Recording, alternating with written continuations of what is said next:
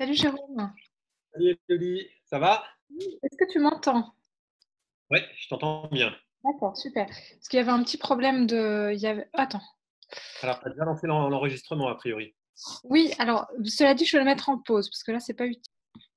Bonsoir à toutes et tous. Alors, on attend encore un petit peu. Il y a des gens qui sont en train d'arriver à la conférence. On est en train de tous vous accueillir depuis la salle d'attente. Par défaut, on a coupé votre micro et on vous invite à le laisser couper pour qu'on puisse bien s'entendre. Sinon, si on est très nombreux, c'est assez difficile. Et j'invite ma collègue Sarah peut-être à couper aussi son micro pendant le début de cette réunion.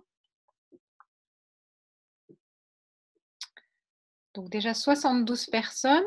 Ce qu'on vous propose pour commencer cette petite réunion, c'est de nous dire dans la fenêtre de discussion, donc on peut y accéder en cliquant sur converser au bas de l'écran, et on vous propose de nous dire tout simplement d'où vous êtes connecté, c'est-à-dire où est-ce que vous habitez, simplement pour faire une petite entrée en matière, une prise de contact. Et nous, ça nous permettra de voir, voilà, est-ce que toute la France est présente pour parler de nutrition végétale. Voilà, Sarah va continuer à faire entrer toutes les personnes qui sont dans la salle d'attente. Super, il y a du monde de partout, ça fait très plaisir. Donc, comme j'étais en train de le dire, on vous met en muet par défaut parce on va être nombreux, on va très certainement être nombreux. Il y a plus d'une centaine de personnes qui voulaient participer à cette réunion. On ne sait pas si tout le monde va venir, mais en tout cas, si on veut bien s'entendre, c'est bien que chacune coupe son micro. Voilà, donc c'est ma collègue Sarah qui va s'occuper de gérer tout ça. Sarah, tu me fais un petit signe peut-être pour me dire s'il y a encore beaucoup de personnes qui sont dans la salle d'attente. Ok, très bien. Écoutez, on va commencer tranquillement. Je suis Élodie Vieille-Blanchard, présidente de l'Association végétarienne de France. Ça nous fait vraiment très plaisir de vous accueillir à cette conférence. C'est une première. Ça fait longtemps qu'on souhaitait organiser des conférences vidéo. Et puis ce confinement, ça nous donne vraiment l'occasion de le faire. Ça nous donne l'occasion de nous adresser à vous le plus largement possible, ce qui est vraiment le but de l'association. Pour celles et ceux qui ne connaîtraient pas l'Association végétarienne de France, on est une association qui a à peu près un quart de siècle. Notre mission, c'est vraiment d'accompagner la transition de toute la société vers un autre modèle alimentaire. Donc, on n'est pas l'association des végétariens et des véganes, on est vraiment une association pour toute la société. On a un certain nombre de missions. Notre mission historique, c'est l'information et la sensibilisation. Donc, vous allez voir ce soir qu'on va donner la parole à 2 médecins généralistes qui sont très pointus sur la question de la santé. Et historiquement, l'association a vraiment pour mission de diffuser des informations qui sont les plus sourcées, les plus solides possibles. C'est donc le travail de la commission nutrition santé qui publie un certain nombre de documents sur le lien entre alimentation et santé. C'est aussi une commission qui peut intervenir, par exemple, auprès des institutions. En ce moment, par exemple, il y a un comité qui s'appelle le CNRC, le Conseil national de la restauration collective, qui établit des lignes directrices pour ce qui va être servi aux enfants dans les cantines scolaires. Donc, il y a tous les lobbies habituels que vous pouvez imaginer, comme Interbev, par exemple, qui sont présents dans ce conseil. Et ce qui est important, c'est qu'il y a aussi des gens de l'AVF. Et ça permet justement de faire passer d'autres informations et d'essayer de s'assurer que l'information ne soit pas trop biaisée. Donc notre mission historique, c'est celle-là. On est une association qui est présente sur tout le territoire français avec un certain nombre de délégations qui organisent des événements locaux au service de la convivialité, de l'information. Et puis depuis quelques années, on a d'autres missions. On a une mission qui s'adresse aux entreprises puisque c'est très important pour que la société puisse changer, qu'on ait suffisamment de produits végétariens, véganes, que ce soit facile d'être végétarien, végane ou de manger végétarien, végane le plus souvent possible. Donc pour ça, on a vraiment besoin d'accompagner les entreprises. Si vous prenez le TGV, par exemple, vous aurez pu remarquer depuis quelques années qu'il y a une sélection de produits veggie. C'est quelque chose qu'on a développé avec la SNCF. Et puis, on labellise les produits végétariens et véganes avec le V-Label, qui est un label international. Nos 2 autres missions, c'est une mission qui s'adresse à la restauration collective. Donc là aussi, c'est vraiment un levier énorme pour changer les habitudes en France, pour réduire notre impact écologique, pour réduire la souffrance animale. Grâce à notre mission cantine, on a réussi à faire changer un petit peu la loi sur les cantines scolaires. Depuis le 1er novembre dernier, il y a une obligation dans toutes les cantines scolaires de servir au moins une fois par semaine un choix végétarien. Ça a vraiment un impact absolument énorme en termes de vie animale qui peuvent être épargnées, de tonnes d'émissions de gaz à effet de serre qui peuvent être économisées. Et puis on travaille pour accompagner toutes ces structures aujourd'hui vers la proposition de bons menus végétariens qui soient équilibrés, qui soient sains, qui soient agréables pour les enfants. Et puis notre dernière mission, c'est une mission politique. Là aussi, on considère que pour pouvoir changer de modèle alimentaire à l'échelle de la société, c'est indispensable de s'adresser aux acteurs politiques. Donc récemment, par exemple, on a développé toute une mission destinée aux listes candidates aux municipales et on a encouragé un maximum de listes municipales à s'engager pour une option végétarienne quotidienne dans les cantines. Et puis, on a diffusé tous les résultats de cette consultation sur un site qui s'appelle VG Politique. On s'est rendu compte qu'il y avait beaucoup de listes qui s'engageaient dans cette direction. Donc là aussi, c'est vraiment un travail qui permet de sensibiliser les acteurs politiques et on peut vraiment mesurer les résultats de cette action. Voilà. Alors, notre association, elle peut exister en grande partie parce que vous nous soutenez, parce que vous adhérez à l'association, parce que vous nous financez sur une base régulière. Ce travail, il est possible parce qu'il y a toute une équipe derrière qui travaille au jour le jour. Donc, c'est à la fois des bénévoles, bien sûr, mais c'est aussi toute une équipe salariée. Donc, on vous remercie beaucoup de pouvoir nous soutenir si c'est possible pour vous. Ma collègue Sarah va diffuser en même temps dans le fil de discussion le lien qui permet de nous soutenir. Je vous invite aussi à vous inscrire à notre lettre d'info pour savoir tout ce qu'on propose, tout ce qui se passe, toute l'actualité végétarienne au quotidien. Donc, on envoie une lettre d'info tous les 15 jours. Donc, ça vous permettra d'avoir pas mal d'infos de la planète végé. Et puis enfin, on édite une revue qui est une revue trimestrielle qui s'appelle Virage. Donc, c'est vraiment une revue pour amorcer une transition vers un autre modèle alimentaire. C'est pour ça que ça s'appelle Virage. Le prochain numéro parle des anti-véganes. Donc, vous savez, ces gens qui sont très, très fâchés contre les véganes, qui voient vraiment dans les véganes tous les problèmes du monde. Et c'est un numéro qui va paraître très bientôt. Donc, vous pouvez aussi vous abonner en ligne pour recevoir notre revue. Et là encore, Sarah a diffusé l'information dans la discussion. Voilà, je vois qu'on est 100 personnes, donc c'est vraiment une très, très bonne nouvelle. Je vais vous expliquer un petit peu comment va se passer la soirée. Donc, on a le plaisir d'avoir comme intervenants Sébastien Demange et Loïc Blanchet-Mazuel, qui sont tous les deux médecins généralistes, tous les deux membres de la commission nutrition santé de l'AVF. Ils vont nous faire une présentation assez générale sur le régime végétal et puis de manière générale la nécessité de réduire sa consommation de protéines animales. Alors, pour faciliter la discussion et pour pouvoir interagir avec vous, on va vous inviter à poser vos questions dans le fil de discussion. Et il y a une personne qui va être chargée de retranscrire ces questions qui seront ensuite diffusées à Loïc et Sébastien. Donc, si vous avez des questions, mettez-les dans la petite boîte de discussion là où vous avez tous dit dans quelle ville vous vous trouviez. Voilà.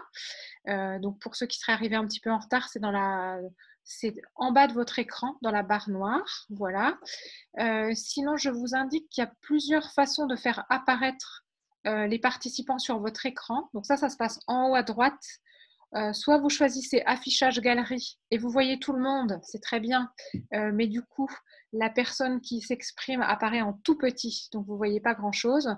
Donc vous pouvez aussi choisir affichage intervenant et si vous choisissez affichage intervenant, vous verrez plus clairement la personne qui intervient.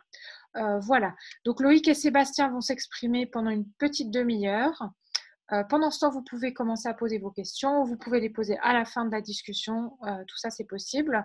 Et puis ensuite, on va interagir avec vous et on va s'efforcer de terminer la soirée autour de 22 heures. Voilà, je vous souhaite une très bonne soirée et puis on va laisser la parole à nos intervenants.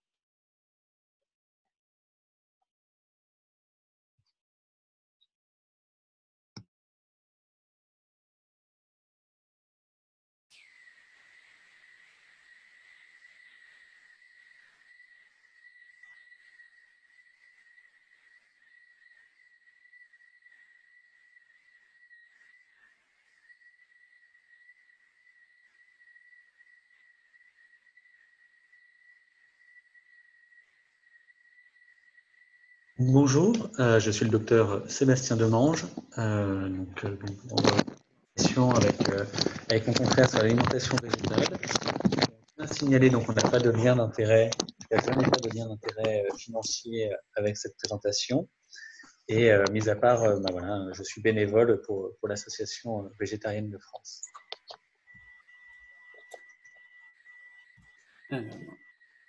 Et donc bonjour à tous, moi je suis le docteur Loïc Blanchet-Mazuel. Je fais partie également de la commission nutrition santé à l'Association végétarienne de France. Et, et donc je participe avec Sébastien et d'autres professionnels de la santé à la vulgarisation et à l'information, notamment auprès du grand public, pour aider les personnes qui souhaiteraient aller vers une alimentation plus végétale.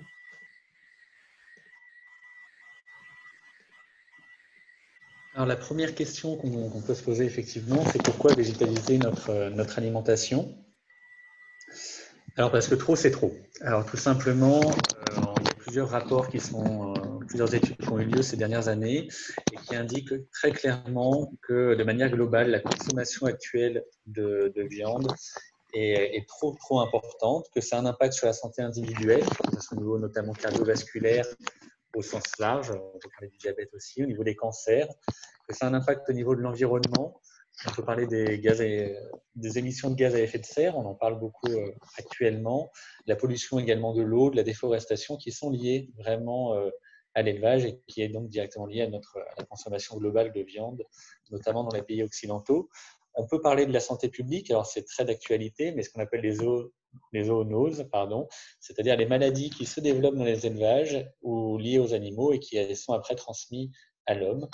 On peut parler du problème de l'antibiorésistance, c'est-à-dire que la grande majorité des antibiotiques qui sont utilisés actuellement sont pour les élevages, ce qui induit en fait une sélection des bactéries qui deviennent de plus en plus résistantes aux antibiotiques. Et bien sûr de santé animale, c'est-à-dire que l'OMS définit la santé individuelle sur un triptyque, c'est-à-dire dépendant de l'environnement, de la santé publique et de la santé animale. Et donc la santé animale avec le nombre d'animaux qui sont tués par jour. C'est vrai que ça peut être intéressant de se rendre compte du nombre. Je vous mets la diapo d'après.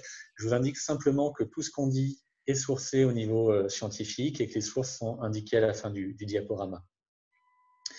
Donc, quand je vous disais voilà, les maladies transmises à l'homme, l'OMS considère que 60% des infections actuelles qui atteignent les humains viennent directement des animaux, dont 75% dans les infections émergentes et celles qui sévissent actuellement notamment. Pour se donner un petit peu une idée du nombre en France d'animaux qui sont tués chaque année, ça représente quand même un nombre assez vertigineux. On peut parler des 700 millions de poulets de chair, des 85 millions de canards, 60 millions de lapins, 47 millions de poules, 25 millions de porcs, 6 millions d'ovins et de caprins, 5 millions de bovins et des milliards de poissons qui sont également tués en France chaque année. Tout cela s'oriente donc dans des politiques aussi de santé publique, donc le PNNS, le Plan national de nutrition santé, qui a été réactualisé en 2009, c'est-à-dire qui donne des indications sur comment mieux manger au niveau global. Et très clairement, il est dit d'augmenter les fruits et légumes, les légumes secs et les fruits à coque, et qu'il est important de diminuer la charcuterie et la viande, et viande au sens large, c'est-à-dire porc, bœuf, veau, mouton, agneau, abat. C'est-à-dire voilà, vraiment faire attention à notre consommation à ce niveau-là. Et donc, c'est un impératif. La viande est au moins à diviser par 2, voire par 4. Il y a même des projections qui vont un petit peu plus loin, mais au moins par 2 au niveau santé. Et puis après, pour l'environnement, effectivement, plus on diminue, mieux c'est. Et le lait et les produits laitiers, récemment, une méta-analyse est venue renforcer l'idée qu'il fallait limiter les produits laitiers. En France, on dit qu'il faut en consommer une quantité suffisante mais limitée. Donc, ils sont allés chercher un petit peu ce qu'on entendait par limité. Et ils considèrent qu'on peut en manger zéro, c'est-à-dire les produits laitiers ne sont pas indispensables à la santé humaine, on peut faire autrement, et que si on en mange, de se limiter à 2 par jour, c'est largement suffisant.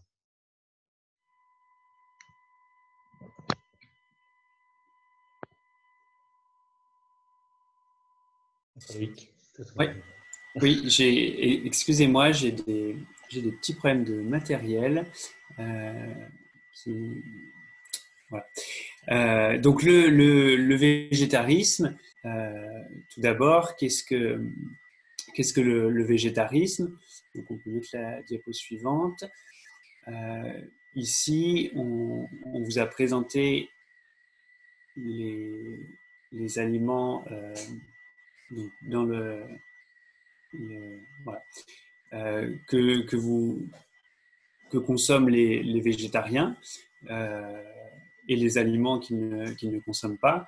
Donc le végétarisme se définit comme l'absence de consommation de chair animale, donc toutes les viandes, les viandes rouges, la volaille, les poissons, les crustacés, aussi les insectes qui entrent dans l'alimentation. Il y a des questions qui se posent un petit peu à ce niveau-là. Les produits laitiers et les œufs peuvent être consommés dans le cadre d'une alimentation végétarienne.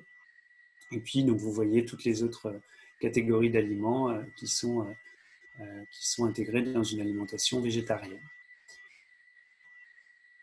Les fruits et légumes, bien évidemment, les céréales complètes, les produits complets en général, les oléagineux, les graines. Voilà, on y reviendra un petit peu plus en détail. On peut passer à la diapo suivante, Sébastien.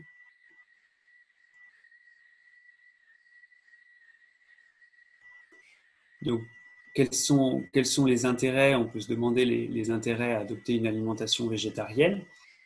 Il y a un récent article issu de la cohorte Nutrinet, qui est une cohorte française qui suit plusieurs centaines de milliers de personnes depuis maintenant plus de 10 ans, et qui a montré que parmi les participants à cette étude, ceux qui avaient une alimentation qui se rapprochait le plus des recommandations actuelles françaises étaient les végétariens.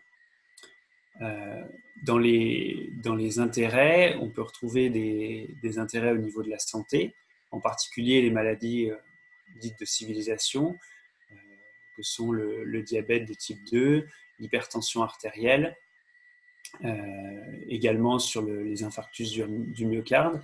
Il y a une incidence, une prévalence moins importante chez les végétariens, et puis également au niveau du cancer du côlon.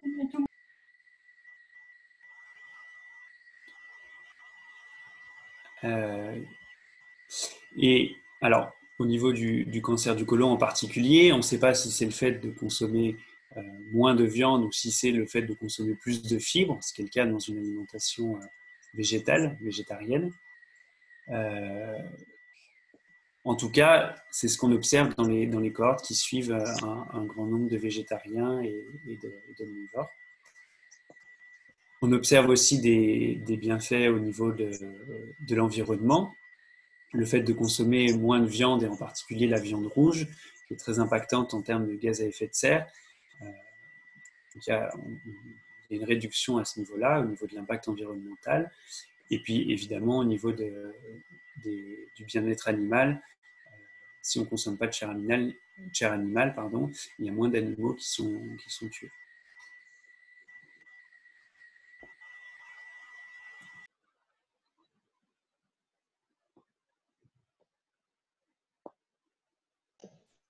Pardon, mon micro a du mal à se remettre en route. Après, on peut continuer, c'est-à-dire à diminuer notre consommation de produits d'origine animale en parlant du végétalisme. Du coup, le végétalisme, qu'est-ce que ça comprend? Ça comprend les légumes, les fruits, les céréales complètes, des légumineuses, des huiles, des algues, des oléagineux, des graines. Ça comprend énormément de choses. Donc, effectivement, on supprime après ce qui est produits laitiers, pour se concentrer donc sur tout le reste, mais il reste encore une grande variété d'aliments.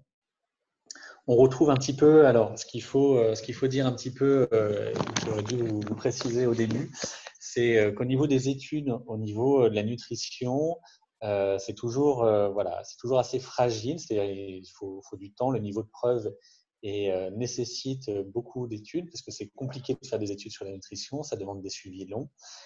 Que les suivis des personnes végétaliennes ne se représentent encore pas beaucoup de monde au niveau mondial. Donc, on a des éléments qui nous permettent de pouvoir dire notamment qu'il n'y a pas, qu'on peut être en bonne santé et végétalien sans problème, que ça peut avoir des bienfaits au niveau de la santé. Il faut toujours rester un petit peu prudent. Mais en tout cas, voilà, ce que montrent clairement les études, c'est qu'il n'y a pas une hécatombe chez les végétaliens. On peut être tout à fait végétalien et en très très bonne santé et qui peut même du coup avoir des bienfaits. Alors, dans le diabète de type 2, par exemple, c'est un bienfait qui est plutôt assez bien avéré, on a un niveau de preuve qui est plutôt assez satisfaisant. Pareil dans l'hypertension artérielle, dans l'infarctus du myocarde, dans le cancer du côlon. Les bienfaits environnementaux, alors là encore, on a beaucoup d'études qui l'indiquent, le rapport du GIEC notamment, qui montre que une alimentation végétalienne de fait, c'est celle qui émet le moins de gaz à effet de serre, et puis que toutes les pollutions dont on parlait au départ, du coup, sont très nettement atténuées. Et effectivement, au niveau donc, du bienfait animal, c'est la seule alimentation qui ne nuit pas aux animaux de fait, parce qu'on n'utilise plus leur production comme aliment, mais tout le reste qui nous est encore proposé.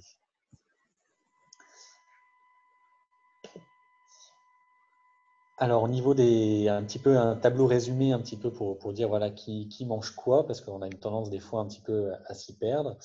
Et voilà, noter un petit peu ce qu'il faut considérer effectivement, ce qu'on indique, c'est que les viandes rouges dans les études, c'est le bœuf, le porc, le cheval, etc.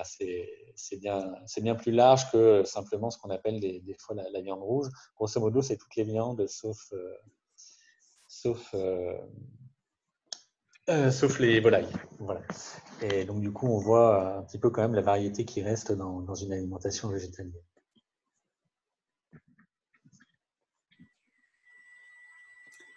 Alors, on va aborder succinctement les nutriments clés dans une alimentation végétale équilibrée.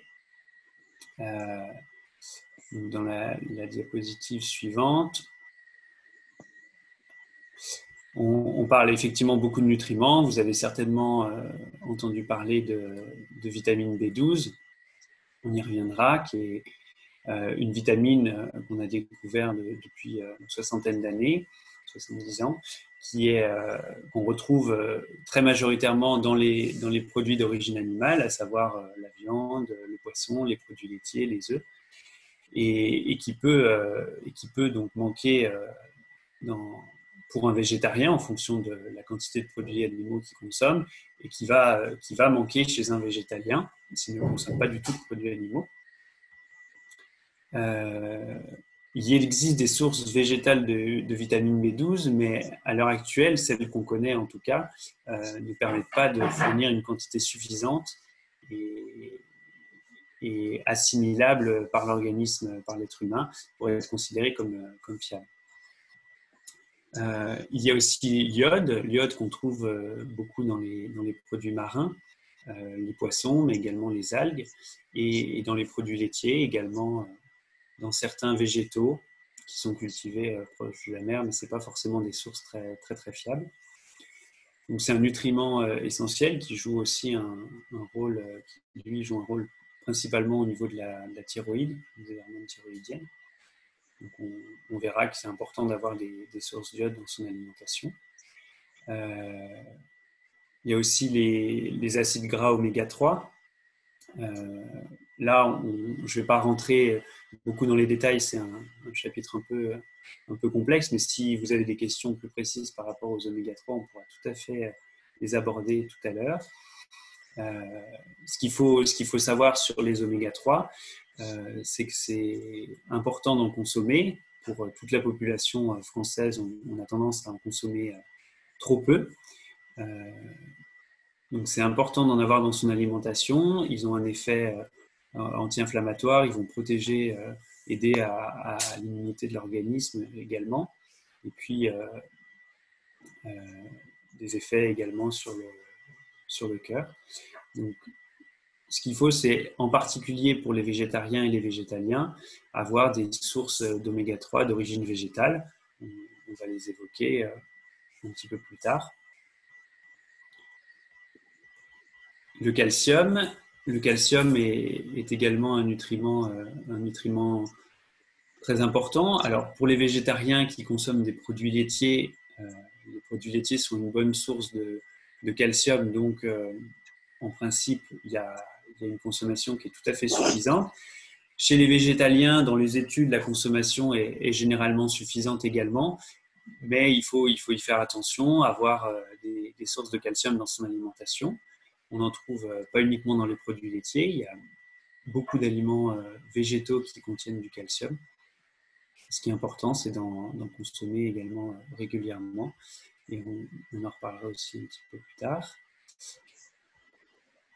On a mis ensuite en commun, donc là on a vu les nutriments qui sont spécifiques d'une alimentation à composante végétale. Le fer et la vitamine D, c'est des nutriments qui vont avoir tendance à manquer un peu de façon générale en France. Le fer, c'est le nutriment qui représente le plus grand nombre de carences dans le monde, qui est essentiel pour le bon fonctionnement des cellules de l'organisme et en particulier de l'hémoglobine. On va en trouver effectivement beaucoup dans la viande et dans le poisson, mais également dans beaucoup d'aliments d'origine végétale. Alors, il sera un petit peu moins bien absorbé et on verra quelques conseils pour aider à une meilleure absorption. Et puis la vitamine D. La source principale, c'est le soleil, ce n'est pas une source alimentaire. Il y a quelques aliments qui en contiennent, mais ce n'est vraiment pas la majorité. Sous nos latitudes, on considère qu'il faut s'exposer au soleil 15 minutes entre 10h et 16h. Les avant-bras, les bras, le visage, sans être derrière un écran ou avec une protection de type solaire. Donc, il faut éviter quand même les heures les plus chaudes pour protéger la peau.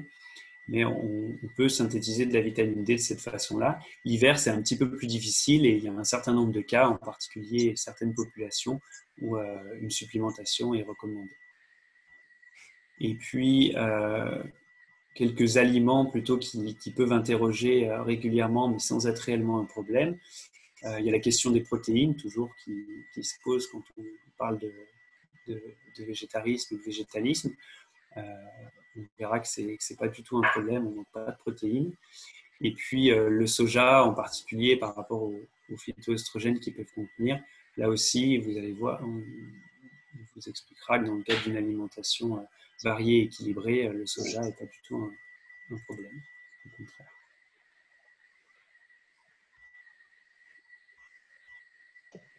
Alors, les conseils qu'on peut donner effectivement dans une alimentation qu'on végétalise, alors comme on l'indiquait Loïc, c'est notamment la vitamine B12 qui est vraiment à surveiller et sur laquelle il ne faut pas hésiter à se supplémenter, en sachant qu'il n'y a à l'heure actuelle pas de surdosage connu en vitamine B12.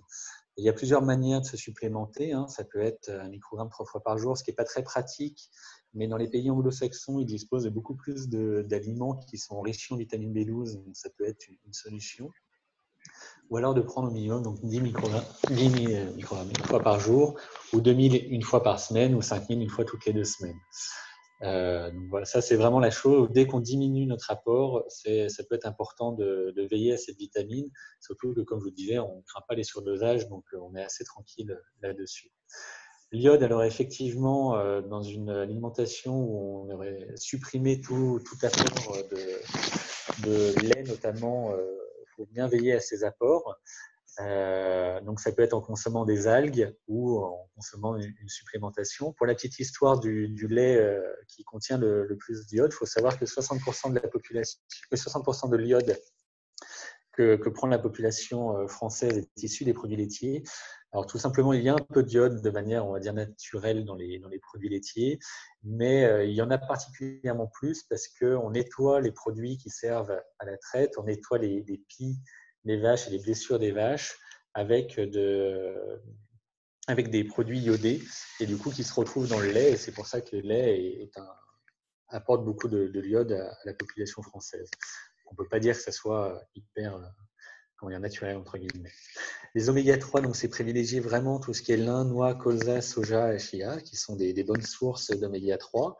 À savoir notamment pour le lin et le chia qu'il faut broyer un petit peu si c'est sous forme de graines pour que ça soit mieux assimilé.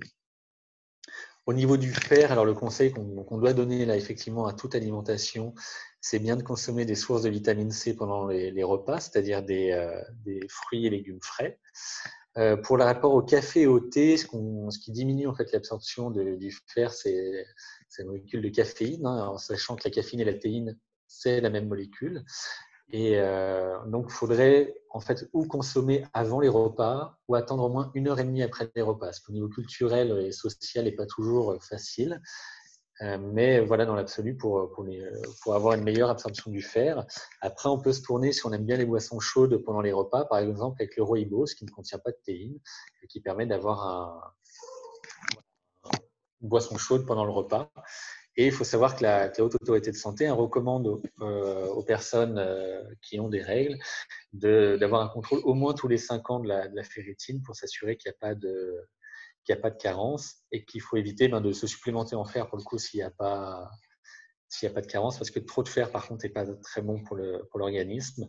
Pour la vitamine D, alors c'est très simple, là pareil, quelle que soit l'alimentation, hein, il n'y a aucune alimentation qui apporte toute la vitamine D nécessaire, et donc on supplémente assez facilement, même s'il faut y aller quand même avec parcimonie et pas des trop grosses doses. Mais il faut savoir voilà, que la vitamine D, on considère qu'il y a une telle carence en fait, dans la population française que théoriquement, le dosage de la vitamine D n'est même plus remboursé en fait, parce que les médecins doivent partir du principe que la personne est carencée de base. Par rapport aux protéines, alors très simplement, il suffit de manger suffisamment de calories et on est sûr d'avoir notre apport en protéines. C'est ce qu'ont montré toutes les expériences ces dernières années depuis assez longtemps. Il n'est pas nécessaire d'associer les légumineuses et les céréales dans le même repas comme on l'entend parfois. L'important, par contre, c'est de varier effectivement les aliments et de ne pas avoir une seule source d'aliments dits protéinés, donc notamment les légumineuses et les céréales complètes, ou les oléagineux, les fruits secs. Enfin, voilà. C'est important de varier un petit peu les aliments. Au niveau du calcium, se méfier du sel. Un excès de sel crée une fuite de calcium au niveau urinaire, donc de fait, on a plus de besoin. Et l'excès de protéines, c'est-à-dire qu'effectivement, on s'est rendu compte que dans les populations végétaliennes, il y avait un besoin de calcium qui était diminué parce qu'il y avait moins de protéines. On en a assez des protéines, mais de base, on consomme beaucoup trop de protéines dans nos populations en France.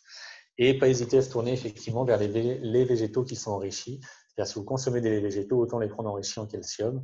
Ils sont enrichis avec une algue et qui est un calcium qui est bien absorbé.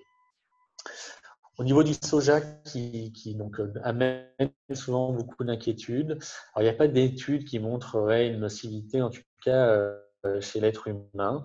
On en trouve des études qui montrent une nocivité chez les races assez facilement, mais et chez l'être humain, on retrouve ça. Et après, par contre, inclus dans une alimentation variée, c'est-à-dire qu'effectivement, si on se met à consommer du soja matin, midi et soir, le vrai problème est plus le manque de variété dans l'alimentation que le soja en lui-même. Et après, effectivement, donc, qui reste, on va dire, dans un conseil santé, c'est d'avoir une activité physique régulière, 30 minutes par jour, est suffisant pour effectivement avoir quelque chose en termes de santé qui soit correct.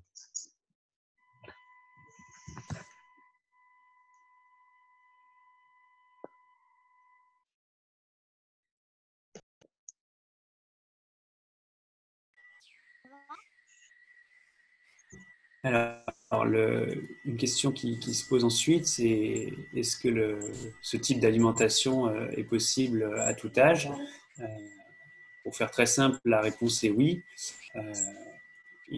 Par contre, selon les âges, il y a quelques points de vigilance qu'on va voir rapidement et puis on pourra revenir plus en détail si vous avez des questions.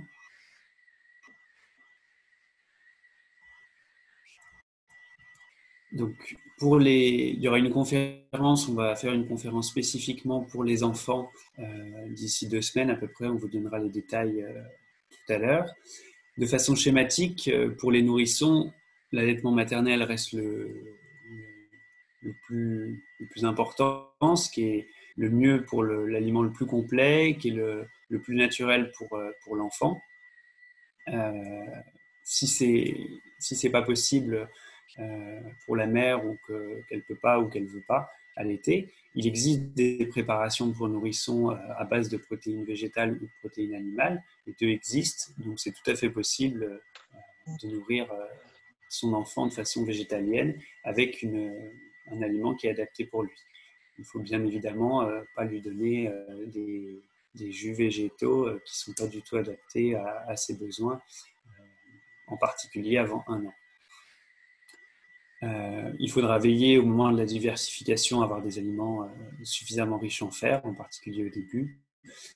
Voilà, on ne va pas plus rentrer dans les détails. Pour les enfants et les adolescents, la vitamine B12 et la vitamine D sont particulièrement importantes, ainsi que le fer pendant les périodes de croissance.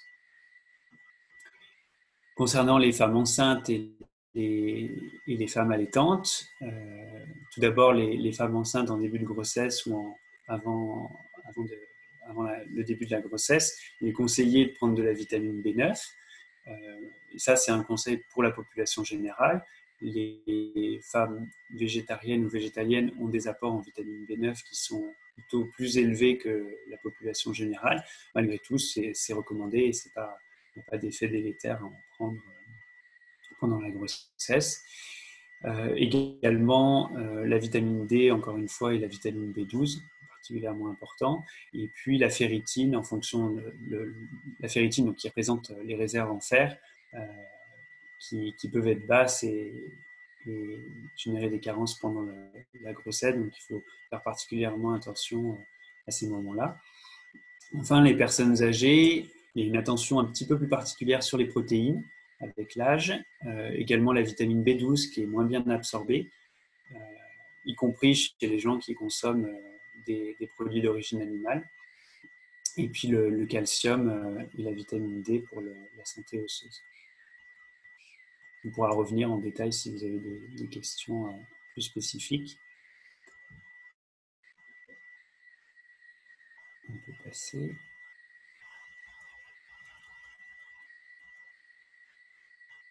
Donc en France, on a évoqué un petit peu les dernières recommandations du PNNS. Il n'y a pas de recommandations spécifiques pour les végétariens et les végétaliens. En tout cas de façon officielle actuellement. Il y a le groupe, donc le GFH-GNP, qui est le groupe francophone d'hépatogastroentérologie et de nutrition pédiatrique, qui a émis en 2019 une recommandation pour les enfants. Dans leur avis, eux, ils déconseillent l'alimentation végétalienne, tout en expliquant dans le document qu'elle est possible et comment la mener. Voilà. Et actuellement, dans les choses importantes, l'ANSES, donc l'Agence nationale de sécurité sanitaire et de l'alimentation, travaille actuellement à l'élaboration de recommandations pour les végétariens et les végétaliens. On n'a pas encore de date de sortie annoncée, mais c'est en cours.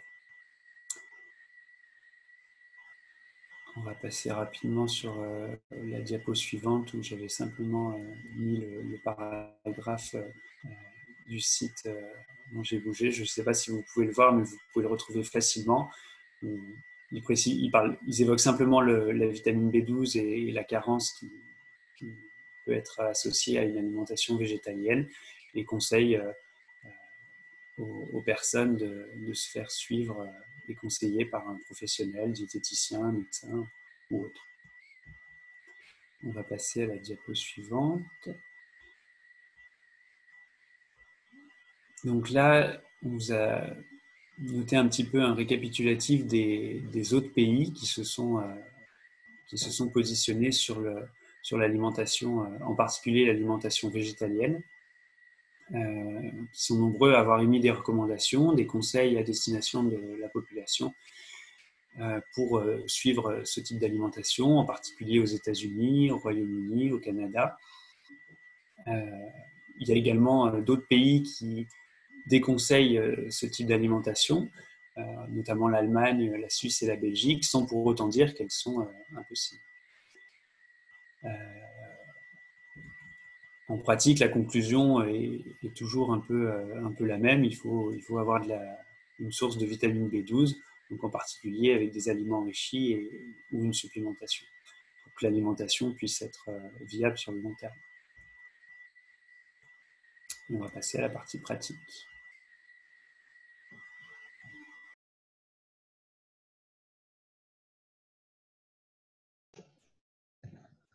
Alors, en pratique, donc on en discutait déjà tout à l'heure, il y a des groupes d'aliments. Donc les légumes, des céréales complètes, des légumineuses, des algues, des fruits, des oléagineux et graines et des huiles. Parce qu'effectivement, on a beaucoup parlé de nutriments, mais ces nutriments, on les retrouve en fait dans des aliments. Et ce qui est important, c'est d'en manger une certaine variété, de manger à sa faim, et ce qui permet d'avoir quand même un bon équilibre nutritionnel.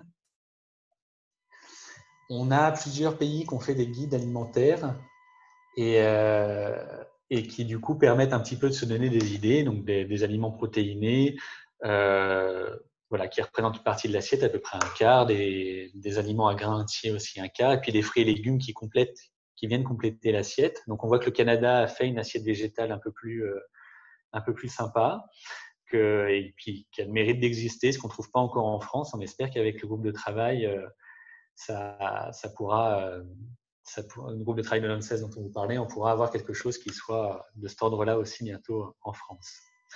Les protéines, on en parle beaucoup. Je vous mets simplement cette fiche-là que vous pourrez retrouver sur notre site internet, mais pour vous dire que voilà, il y a une grande variété d'aliments protéinés dans le monde végétal qui sont riches donc en acides aminés, dont les essentiels, et qu'il faut du coup pas craindre de ne pas en avoir assez. Il y a largement de quoi faire.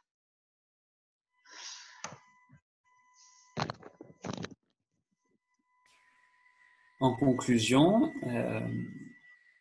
pour résumer un peu l'essentiel sur une seule diapositive, ce qui est important, comme dans tout type d'alimentation d'ailleurs, c'est d'avoir une alimentation variée, avec des alimentations le plus possible entiers, brutes, non transformées. Il ne faut pas oublier la vitamine B12, en particulier si on consomme peu ou pas de produits d'origine animale. Et donc privilégier voilà, la diversité alimentaire, des produits locaux, de saison, qui vont être plus riches en nutriments et bruts. Et puis limiter en particulier les matières grasses saturées, les sels et les sucres, le sel et les sucres ajoutés dans les produits et les produits transformés et ultra transformés dans leur globalité. Voilà pour un peu ce qu'on voulait vous dire rapidement. Et puis maintenant, on va passer aux questions. J'ai vu qu'il y avait déjà eu pas mal de questions posées sur le film. Donc, on va essayer d'y répondre et puis d'échanger avec vous.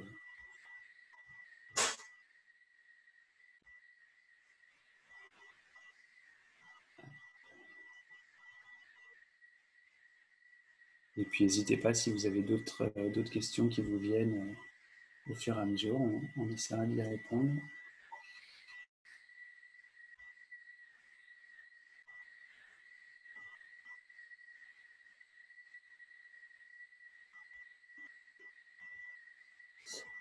Alors, je vais prendre une première question comme ça, qui avait été posée par Valérie, qui demandait s'il y avait obligatoirement des compléments alimentaires à prendre lorsqu'on devient végétarien, pardon. Végétarien, alors la réponse est non. Si on consomme des œufs et des produits laitiers, alors tout dépend de la quantité qu'on va consommer, et là, c'est pas forcément très, très précis.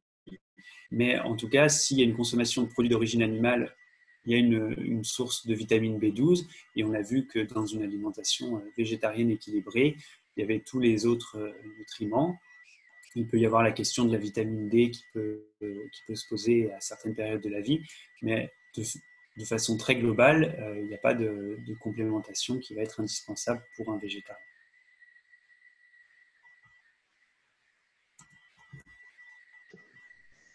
Moi, du coup, je vais répondre à des questions sur le soja. J'en vois plusieurs, effectivement, qui ont été déroulées dans le fil.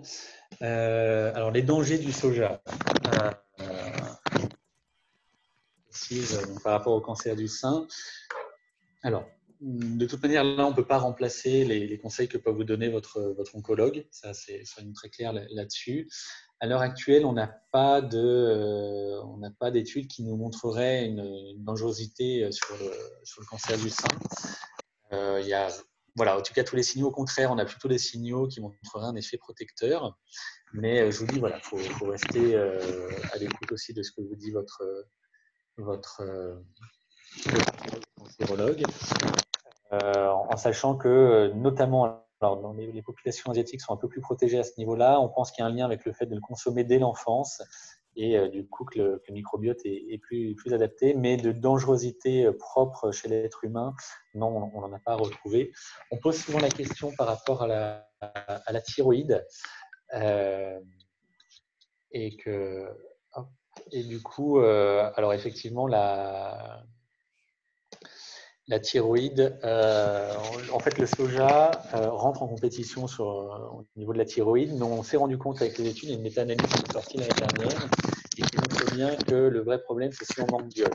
C'est-à-dire que si on mange suffisamment d'iode, et on vous disait que c'était un des éléments sur lesquels il fallait faire attention, il n'y a pas de souci au niveau du soja, donc ça ne pose pas de problème sur la thyroïde.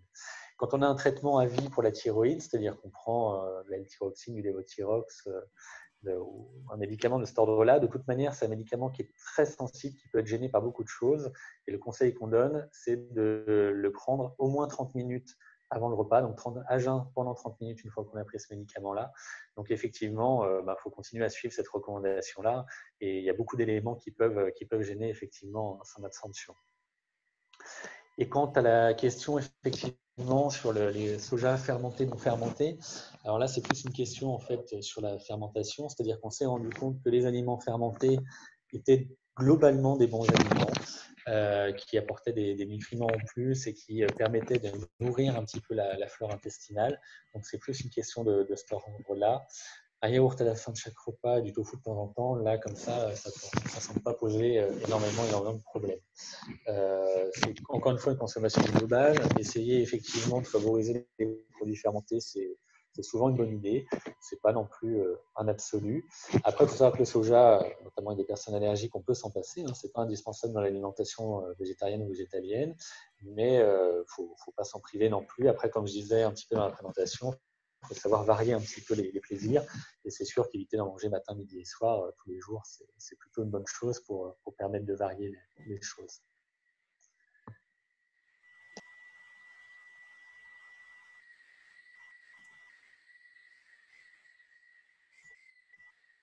Alors, je vais rebondir sur d'autres questions qui sont arrivées. Vous avez beaucoup de questions, c'est très intéressant.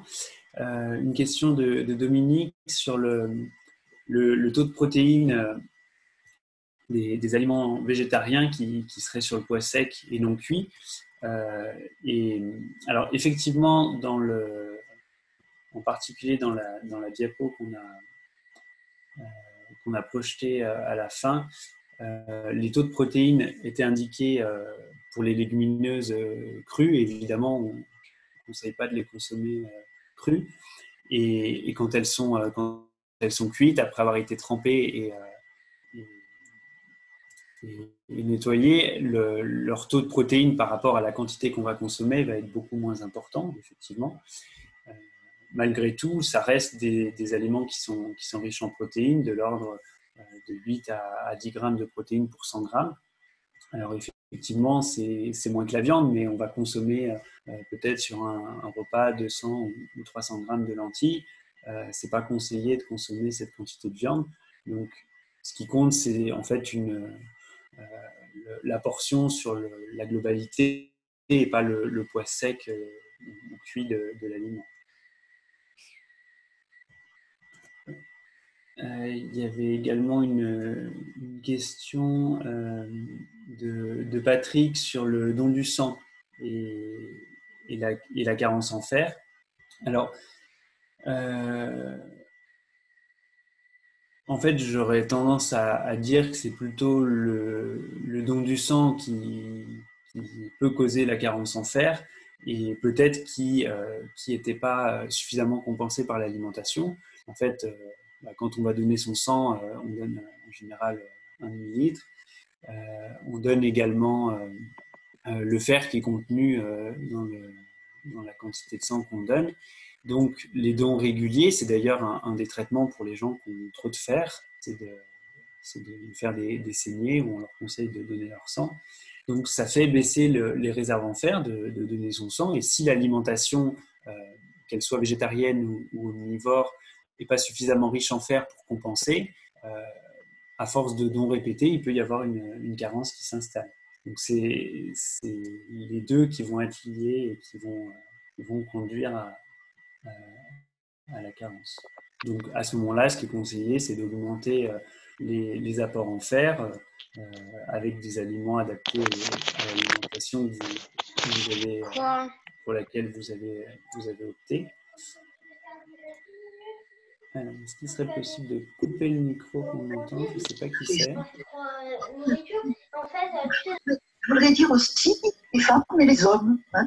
Je pense à tous ces livreurs, à ces camionneurs dont on ne parle pas beaucoup, mais sur lesquels nous ne vivions pas aujourd'hui. Hein. Donc, tout ce travail de l'ombre est paradoxalement remis en lumière à la faveur de cette épidémie. Donc, ça peut être un bénéfice, en quelque sorte. Maintenant, dans les choses, je ne sais pas si elles sont positives ou négatives, mais qui me frappent beaucoup comme conséquence de cette épidémie, c'est l'écart des corps. Hein. Nous avions vécu l'écart des corps. Sylvie, s'il serait possible de couper le micro, je sais. De plus en plus grande des corps, avec le désir de nous enlacer, de nous embrasser, de nous caresser. Et nous considérions ça comme une conquête. Hein. Et là, il faut s'arrêter. Merci. Voilà, pardon. Alors, donc, voilà, je ne sais pas, j'avais à peu près fini sur le don du sang. Du coup, j'ai un petit peu perdu le fil. Est-ce qu'il y avait d'autres questions? Je ne sais pas, Sébastien, si tu voulais rebondir. Si tu avais une... Je vais regarder. Alors, sinon, je peux enchaîner. Alors, une question de Dominique sur les oméga 3 qui demandait s'il était préférable de se supplémenter en DHA et en EPA. Alors, on n'est pas rentré dans les détails un peu volontairement, mais le DHA et l'EPA, donc c'est des acides gras oméga 3 à longue chaîne. Schématiquement, il existe des acides gras à courte chaîne qui peuvent être transformés dans l'organisme en acides gras à longue chaîne. Cette transformation, elle se fait de façon modeste, on va dire, pas forcément très importante, et elle entre en compétition avec d'autres transformations d'acides gras, en particulier les oméga 6, qui sont aussi des acides gras importants, mais qu'on a plutôt en excès. Donc, ce qui est conseillé déjà dans un premier temps, je ne sais pas de la question si elle concernait une alimentation végétarienne ou végétalienne. En pratique, ce qui est surtout important, c'est d'avoir de bonnes sources d'oméga 3 d'origine végétale. On va trouver que les chaînes courtes en fait dans l'alimentation en source végétale, sauf un petit peu dans les algues. Mais déjà de consommer des graines de lin, d'utiliser de l'huile de colza, en particulier pour cuisiner. On peut l'utiliser aussi pour chauffer si on ne chauffe pas trop fort les aliments en cuisson. Également des noix. C'est important d'augmenter ses apports en oméga 3 de cette façon-là. Et puis, on peut consommer des algues, on peut trouver des suppléments sous forme des suppléments à base d'algues en DHA et en EPA. Ce n'est pas forcément indispensable. Il y a certaines personnes qui peuvent en tirer un bénéfice, mais je dirais que ce n'est pas systématique.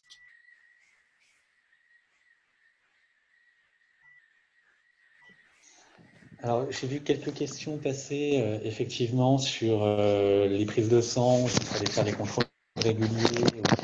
A priori, on n'a pas de raison de penser qu'il serait nécessaire de faire des vérifications, on va dire, plus fréquentes que la population générale. Il y a des signes cliniques qui nous orientent, qui font qu'on fait des dosages et qui nous permettent un petit peu de savoir où nous en sommes sur certains nutriments, mais il n'y a pas de raison de faire plus souvent. Comme je vous disais, pour le faire, alors c'est vrai que les recommandations de la Haute Autorité de Santé, c'est pour donc les personnes qui ont des règles, de le faire au moins tous les 5 ans. On peut être amené à le faire plus souvent quand on a des signes cliniques, mais ça, tous les médecins sont formés. Il n'y a pas des prises de sang, on va dire, spécifiques pour les végétariens végétaliens. Alors, il faut noter un petit peu par rapport à la vitamine B12 que la prise de sang, par contre, n'est pas la plus fiable et qu'on préconise plutôt de faire un test urinaire et que ça un dosage d'acide méthylmalonique. Alors, je suis désolé pour le nom qui est un peu plus compliqué. Si vous demandez la vitamine B12 dans les urines, on va vous répondre que ça n'existe pas. Donc, c'est un métabolite particulier qui est un peu plus précis, qui est moins connu, qui est moins utilisé en France, c'est sûr. Mais après, nous, ce qu'on préconise surtout, c'est de se supplémenter en vitamine B12 dans la mesure où il n'y a pas de risque de surdosage. On considère qu'il vaut mieux être tranquille à ce niveau-là plutôt qu'on pense notamment chez les végétariens. On s'est rendu compte dans certaines études que ça peut monter jusqu'à 30% de végétariens qui sont carencés en vitamine B12, avec des signes cliniques qui sont des fois très difficiles à relier. Et c'est vrai que du coup, on a vraiment une tendance à préconiser une supplémentation plus que d'aller chercher de savoir si on est en carence ou pas, d'éviter de l'être tout simplement. Donc voilà un petit peu sur les prises de sang. Non, il n'y a pas spécifiquement des choses à aller chercher a priori.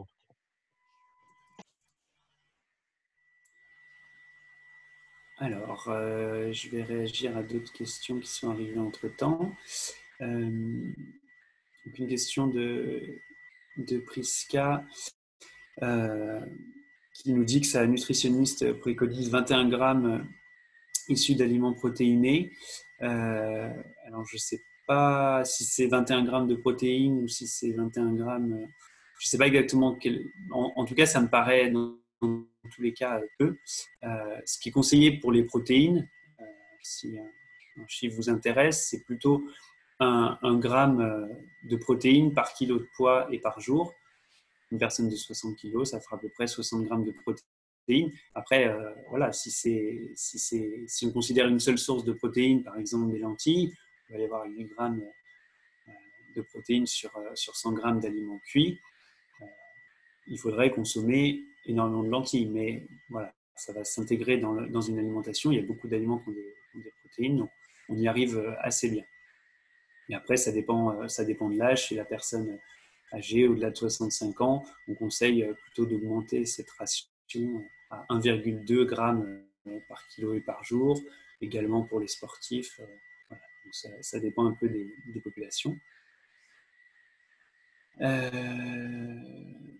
Une question d'Oriane sur les probiotiques. Quels conseils on a sur les probiotiques? Alors là, on sort un petit peu du champ de l'alimentation végétarienne et végétalienne. Et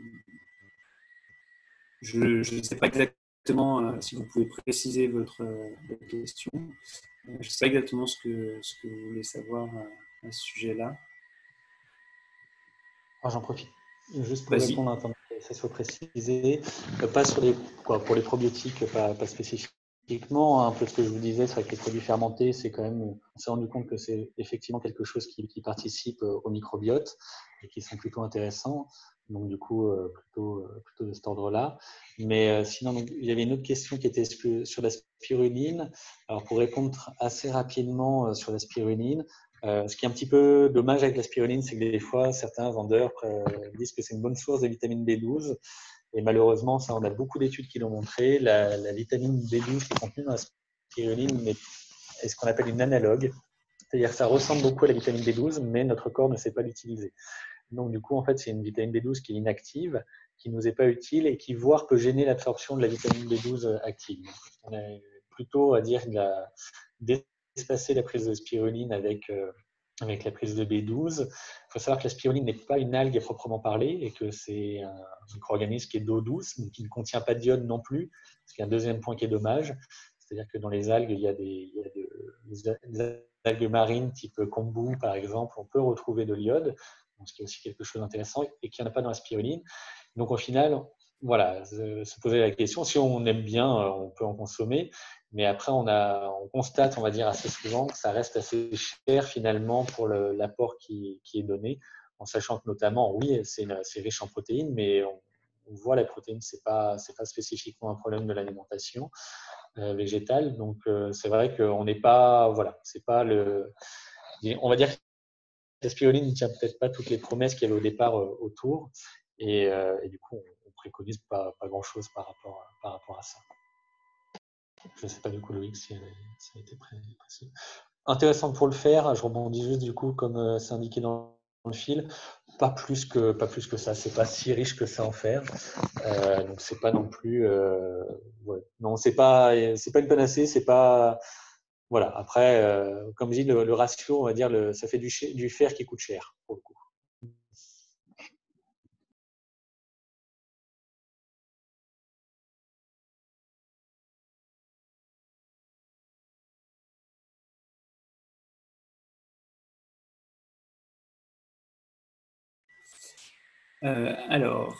Je vais réagir à des questions un petit peu comme ça.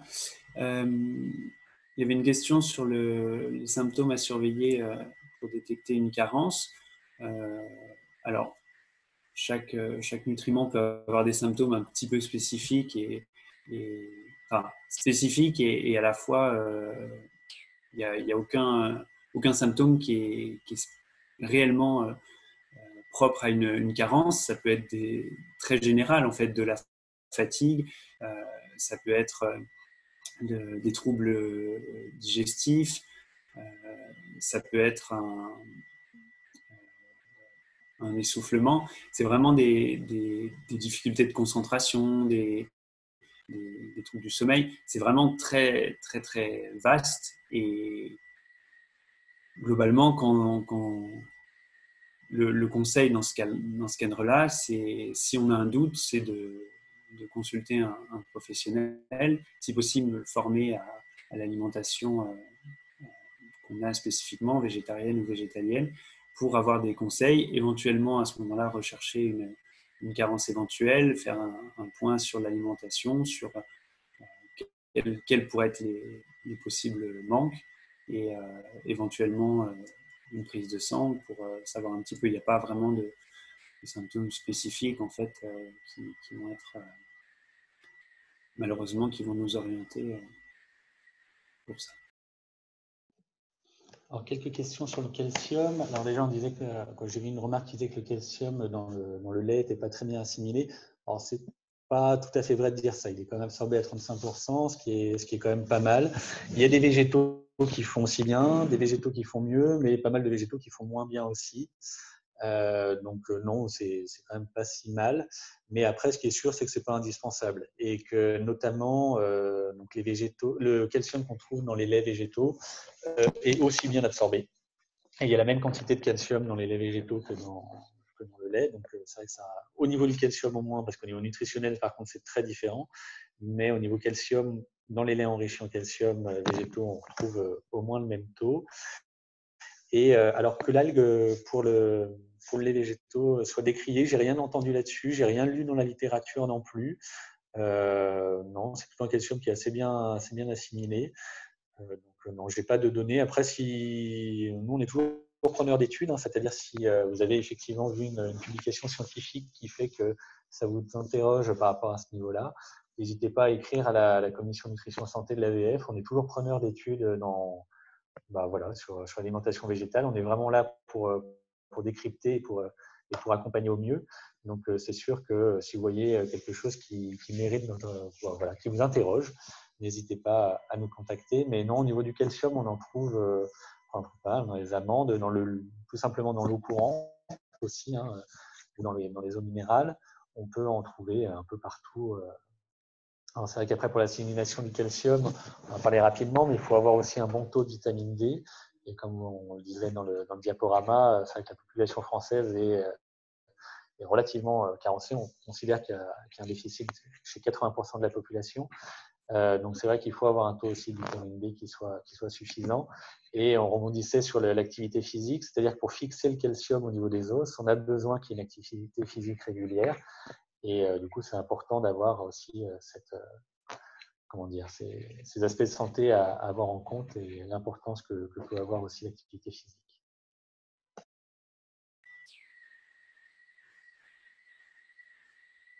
Alors, il y avait une question, je vais la retrouver, sur les graines de lin qui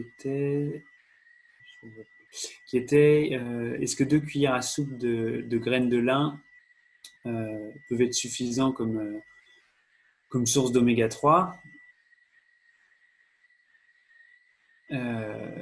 Alors,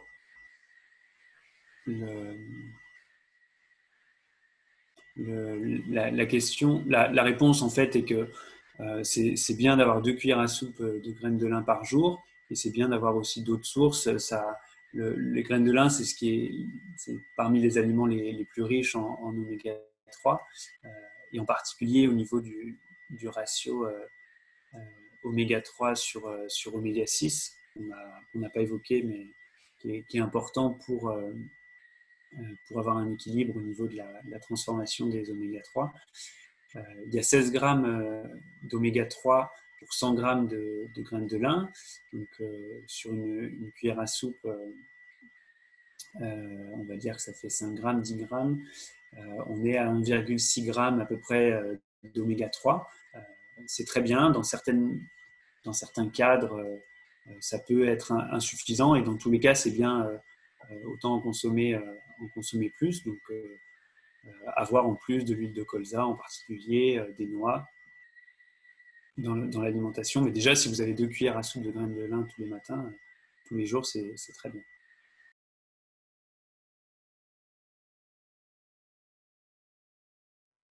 Alors, j'ai vu une question sur le syndrome de l'intestin irritable. Une question, on va dire, à la digestion. C'est là où il faut se faciliter un petit peu les choses aussi. C'est-à-dire des fois commencer, effectivement, on conseille des céréales complètes. On peut des fois commencer par des semi-complètes qui peuvent être un peu plus digestes. Et surtout pour les légumineuses, il faut bien les faire tremper, c'est important. Et des fois, on peut rajouter dans l'eau de cuisson un peu de bicarbonate. Ça permet une meilleure digestion aussi. Et ça peut être intéressant pour le coup de consommer beaucoup de produits fermentés aussi. Ça peut aider aussi au niveau du microbiote. Donc après, c'est des ajustements, c'est des adaptations. Donc voilà, faut pas. Des fois, il y a les plus progressifs, c'est bien aussi. Donc voilà, mais généralement, on arrive à trouver des solutions qui permettent quand même de pouvoir manger végétarien ou végétalien sans que ce soit un calvaire non plus. C'est pas le but, c'est clair. Voilà, après, c'est des petites précautions à prendre, mais qui peuvent vraiment faire la différence, notamment sur la préparation des légumineuses. Ça peut apporter un mieux. Il y avait une question sur les produits laitiers de 0 à 2 par jour. Quels 2 produits laitiers? Alors, c'est la portion, ce qu'on considère comme une portion de produits laitiers, c'est 125 grammes de yaourt ou 125 millilitres de lait ou 30 grammes de fromage. Ça correspond à une portion. Voilà.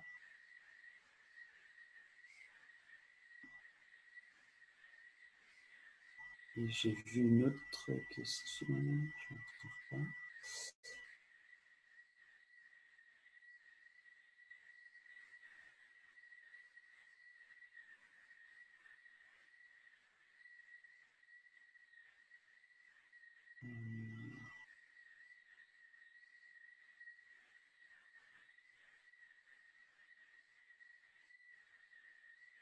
Alors sur les œufs, à notre connaissance, il n'y a pas de recommandation dans un sens ou dans l'autre, que ce soit une consommation minimale ou maximale. Il faut a priori pas en consommer trop, mais il n'y a pas vraiment pas vraiment d'informations là-dessus sur une quantité à consommer par semaine. En certains cas, on va dire pas plus de 2 par jour, mais là, il n'y a pas vraiment de preuves scientifiques sur les œufs. Je ne sais pas si Sébastien, tu as quelque chose à ce sujet-là. Alors sur les œufs, il y a beaucoup d'informations un peu contradictoires. A priori, oui, il ne faudrait pas en consommer non plus une quantité astronomiques. Ce qu'on entend par là, en gros, pas dépasser 1 par jour. Il y a certaines études qui avaient montré à un moment donné à partir de 3-4 par semaine, mais finalement, le niveau de preuve n'était pas très, très bien établi. C'est comme je vous disais, voilà, c'est un peu compliqué en nutrition d'établir des fois des niveaux de preuve qui soient très fiables. Sur les œufs, voilà, après, ça dépend de quel œuf aussi on parle. Enfin, il y a beaucoup de choses à prendre en compte. J'ai vu qu'il y avait une question par rapport à la vitamine B12. Non, l'œuf est un très, très mauvais apport en vitamine B12. J'ai plus les chiffres en tête, mais il faudrait en manger 20 ou 30 par jour pour avoir la quantité de vitamine B12, ce qui là pour le coup serait dangereux, très clairement au niveau santé. Donc non, c'est pas une source très très fiable. Non, il y a peu, la littérature manque, on va dire, à établir un niveau de preuve sur le nombre d'œufs. On sait qu'il faut le limiter, c'est-à-dire, c'est sûr, c'est pas un aliment à consommer non plus, mais sans qu'on ait vraiment de chiffres très très très fiables à avancer.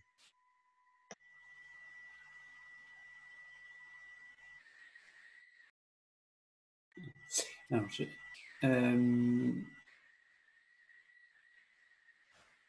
une question de Nathalie sur savoir si on peut se baser sur la couleur des fruits et des légumes pour diversifier. Effectivement, ça fait partie des éléments, on ne l'a pas dit, et merci de le souligner. C'est important de varier les couleurs, notamment des fruits et des légumes, parce qu'en fonction des couleurs, en fait, la composition en vitamines et en polyphénols qui sont très intéressants dans les fruits et les légumes varie. Et donc d'avoir une variété de couleurs, c'est un élément aussi à prendre en compte. Donc ça fait partie d'une alimentation diversifiée. Une question. Oui, vas-y. On nous propose une étude donc, sur la consommation des œufs et cardiovasculaire disease and mortality. Et il y a effectivement, cette étude, par exemple, typiquement montre des corrélations, en fait, c'est-à-dire des choses qui se passent en même temps, mais sur lesquelles on ne peut pas établir un niveau de preuve. C'est-à-dire la différence entre la corrélation et la causalité. On prend souvent cet exemple-là. Ce serait par exemple de dire que les personnes qui ont un briquet ont plus souvent un cancer du poumon. Donc, on pourrait établir une corrélation entre les personnes qui ont un briquet et les personnes qui ont un cancer du poumon. Mais sauf que la causalité, ce n'est pas le briquet qui cause le cancer du poumon. La causalité, c'est le tabac. Donc, c'est là où c'est des fois un petit peu difficile de faire un petit peu la différence. Mais voilà, par exemple, cette étude-là ne nous permet pas de statuer sur l'œuf. Et je rebondis un peu sur l'étude Nutrinet par rapport au syndrome de l'intestin irritable. Pareil, c'était une étude de corrélation et d'ailleurs, ils le mettent dans la conclusion de mémoire. Ils ne savent pas si c'est les végétariens qui modifient plus souvent leur alimentation, si c'est les personnes qui ont un syndrome d'intestin irritable qui modifient leur alimentation par rapport à ce syndrome ou si c'est l'inverse. Et c'est plus probablement d'ailleurs le fait d'avoir le syndrome de l'intestin irritable au départ qui fait qu'on fait des ajustements au niveau alimentaire. Mais en prévention, les probiotiques, oui, c'est quoi les probiotiques? C'est des aliments fermentés, c'est intéressant. Ce qui est kombucha ou kéfir, des choses comme ça, c'est intéressant d'avoir ça dans l'alimentation. Voilà, un petit peu sur les études, par exemple. Ça peut vite devenir complexe, les études. On essaye de les traduire quelque part. Mais c'est vrai que c'est toujours intéressant de voir un peu ce qui se passe.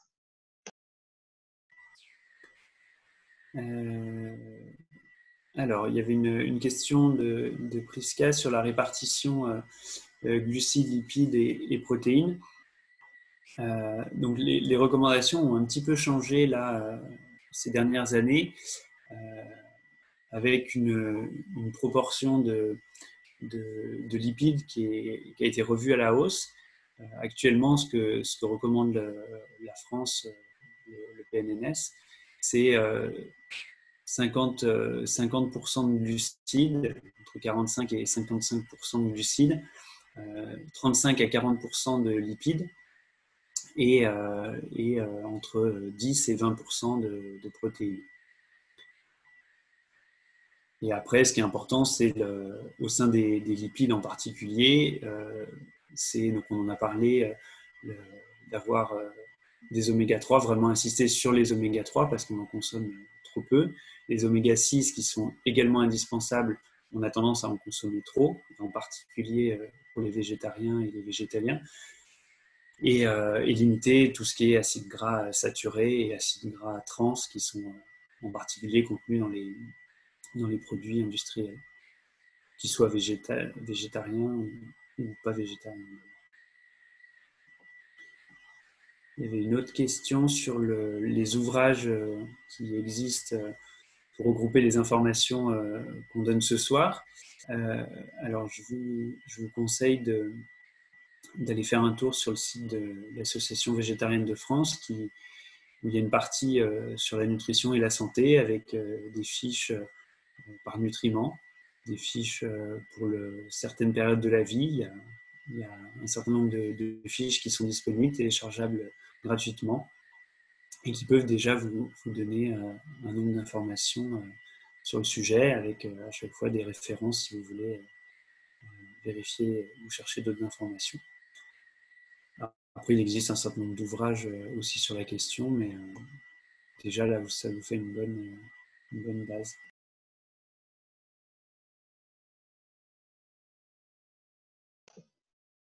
Alors, pour l'iode, où la trouver, les algues uniquement, ben, malheureusement, quelque part, oui. C'est-à-dire qu'on a enrichi le sel en iode, mais pas de manière suffisante pour qu'on puisse tout reposer sur le sel, en sachant qu'il faut quand même limiter notre consommation de sel.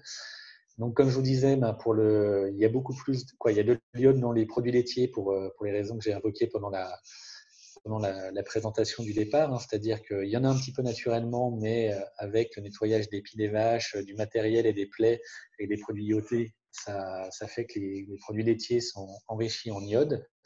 Donc, si on ne consomme pas de produits laitiers et pas de poisson, donc on a une alimentation végétalienne, effectivement, soit c'est des algues, soit il faut avoir recours à une supplémentation. Il n'y a pas d'autre solution pour avoir les apports recommandés. Et c'est vrai que ça fait partie des points d'attention qui sont importants.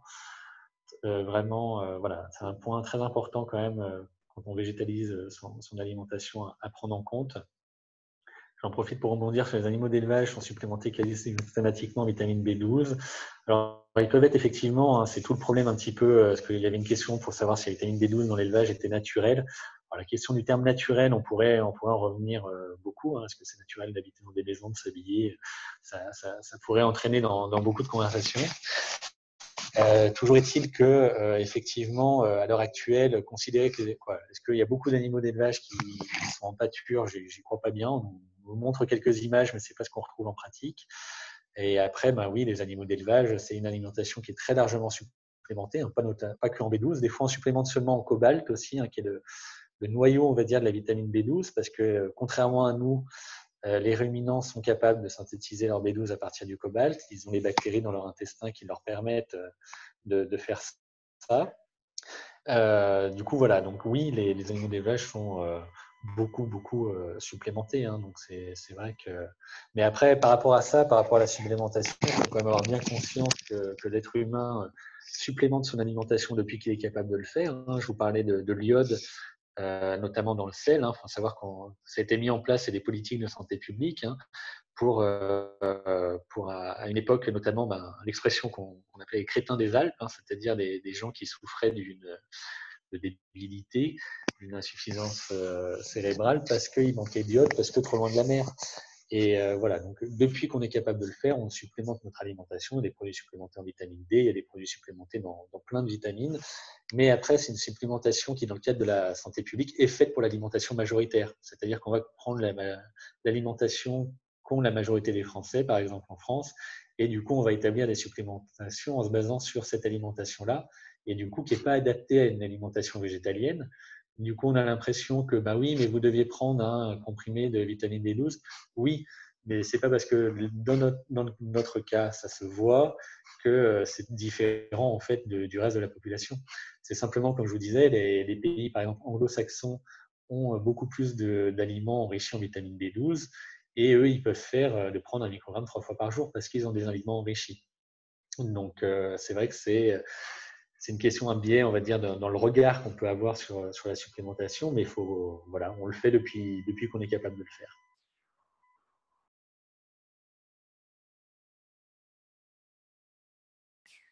Alors, il y avait une question que j'ai encore perdue. Sur le manque chronique de fer, malgré vitamine C, malgré l'éviction du thé et du café. Alors là, je pense que ça relève plus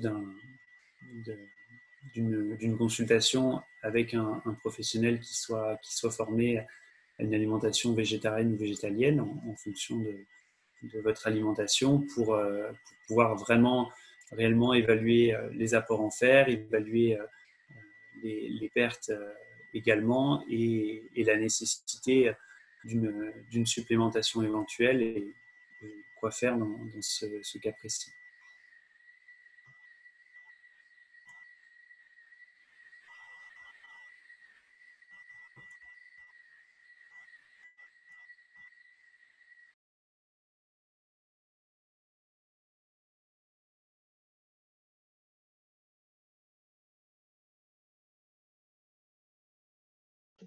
Alors, assez rapidement sur la question du cholestérol. Alors, effectivement, on a une production de toute manière du cholestérol qui est endogène, hein, c'est-à-dire notre foie produit du cholestérol. Donc, la question se pose souvent de savoir quel est l'impact en fait, du cholestérol ingéré sur, sur notre cholestérol dans le sang. Alors, c'est une question qui est pas entièrement résolue. Ce qui est sûr, en tout cas, c'est qu'une alimentation végétale a plutôt un effet, on va dire, au niveau des transporteurs du cholestérol, plutôt un effet le fait de diminuer ce qu'on appelle le mauvais cholestérol et un peu de majorer le bon. Après, voilà, ça reste, on va dire, quelque chose qui n'est pas encore clairement défini. Notamment, alors après, on différencie, ça devient vite un peu compliqué, mais entre la prévention primaire, c'est-à-dire les personnes qui n'ont jamais eu de pathologie cardiovasculaire et les personnes qui ont déjà eu une pathologie vasculaire. Donc, on parle à ce moment-là de prévention secondaire. En prévention primaire, on se soucie très peu, voire pas du tout du cholestérol, ce qui ne veut pas dire pour autant qu'il faut consommer des quantités astronomiques, mais c'est plus un marqueur quelque part de style de vie. C'est-à-dire parce qu'on sait que l'activité physique aussi va avoir un impact sur le cholestérol. Enfin, il y a des choses comme ça qui sont impactantes sur le cholestérol qu'un marqueur en soi. Donc après, est-ce qu'on peut continuer à consommer des œufs Oui. Après, c'est toujours une question de quantité. Après, c'est pas indispensable non plus. Et je rebondis rapidement sur la vitamine K2 parce que c'est un sujet qui revient régulièrement. Alors, il y a deux choses à savoir sur la vitamine K2. La première, c'est qu'on est capable de la synthétiser à partir de la vitamine K1. Globalement, dans nos cellules intestinales et grâce à notre microbiote, on peut faire une synthèse. Si vraiment voilà, on n'a pas trouvé d'études qui nous porteraient à être inquiets à ce niveau-là. Après, on peut en trouver dans le natto. Le natto, c'est du soja fermenté et qui apporte de la vitamine K2. Voilà, on en trouve un peu dans le monde végétal aussi, mais on n'a effectivement pas d'études qui nous diraient de faire une attention particulière par rapport à cette forme de vitamine K. Alors, il y a beaucoup de questions et on va bientôt, je pense, clôturer. Je vais répondre encore à une ou deux questions et puis après, je redonnerai la parole à Sarah, sauf si Sébastien, tu as quelque chose à ajouter. Il y avait une question sur le fait de savoir si un régime cru est meilleur pour la santé ou est-ce qu'il y a des risques de carence dans ce régime. Il y a un article sur le cru dans le numéro à paraître de la revue Virage qui a été écrit par une des membres de la commission nutrition santé, donc je vous conseille de lire. Très rapidement, c'est pas forcément meilleur pour la santé. Ça exclut un certain nombre de produits, donc il y a plus de risques de carence, plus on enlève des aliments ou des modes de cuisson dans un régime et plus le risque de carence augmente. Ça ne veut pas dire que pour autant il y a plus de carence. C'est juste une histoire de risque et ça va être du coup d'autant plus important de bien équilibrer ce type d'alimentation. Une question sur où trouver des recettes simples et variées. Alors il y a le site 123 Veggie qu'on peut peut-être mettre dans la discussion, où il y a un certain nombre de recettes végétariennes, végétaliennes. qui sont indiqués, qui peuvent vous inspirer. Et puis on trouve beaucoup de livres de recettes qui sont très bien faits également. Et des questions qui sont un petit peu plus spécifiques sur la cicatrisation, on pourra y répondre, alors peut-être pas ce soir. N'hésitez pas à ce moment-là à contacter la commission nutrition santé. On essaie d'y répondre. Alors on est tous bénévoles, donc les réponses parfois mettent quelques jours, quelques semaines. Surtout si c'est une question très spécifique, très complexe, où il faut qu'on fasse des recherches pour vous répondre au mieux. Et on essaie toujours de répondre, donc on vous donnera les coordonnées pour nous contacter si besoin. Voilà, je ne sais pas, Sébastien, si tu voulais ajouter quelque chose aussi. Non, rapidement sur la cicatrisation, effectivement, qu'il n'y avait pas dans la littérature des choses en particulier là-dessus. Après, pour bien cicatriser, faut suffisamment de protéines, mais comme on le disait, hein, dans les alimentations végétariennes ou végétaliennes, on reste quand même bien riche en protéines, donc il n'y a pas de souci à ce niveau-là. Voilà un petit peu ce qu'on peut dire. On nous demandait un petit peu combien il faut de tel ou tel nutriment. Ça, je vous renverrai un petit peu sur notre site. On fait des fiches, effectivement, pour chaque nutriment où on indique où les trouver, quelle quantité il faut et tout ça. Voilà, parce que ça serait un peu long de lister un petit peu comme ça. Il y a vraiment toutes les informations sur le site internet. Voilà, il y a des fiches qui sont plutôt bien faites, si je puis me permettre.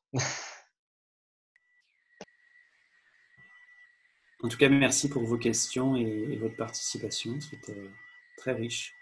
Oui, merci beaucoup. Puis une prochaine fois. Et alors, je vais juste prendre la parole pour conclure. Donc, on vous remercie toutes et tous pour votre nombreuse participation. Merci à Loïc et Sébastien pour cette superbe conférence. C'est la première fois qu'on fait une conférence en live comme ça, donc on en a plusieurs qui vont venir dans les prochaines semaines. La semaine prochaine, on en fait une sur la biodiversité avec notre commission écologie.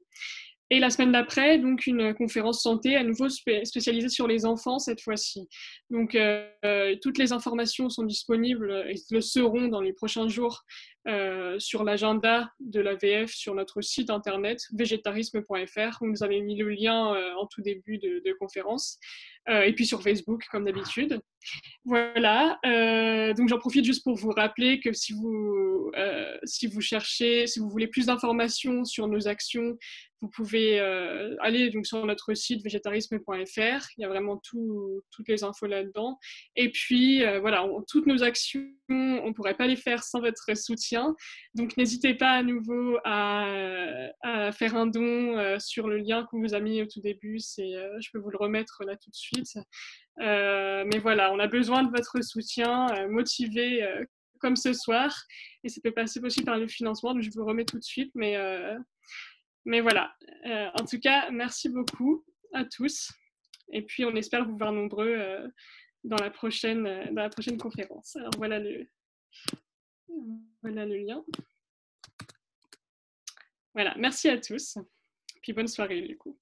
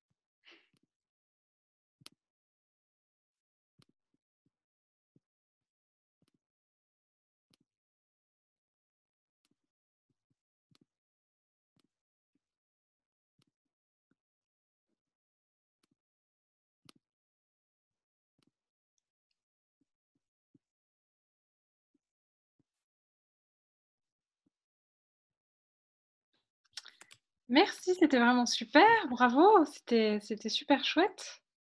Ouais. Euh, Par contre, il y a 2 violettes, là, c'est normal? Ouais, c'est le printemps, c'est pour ça. Vio, si tu veux mettre ta caméra, on sera content de faire un petit bilan avec toi, si tu veux.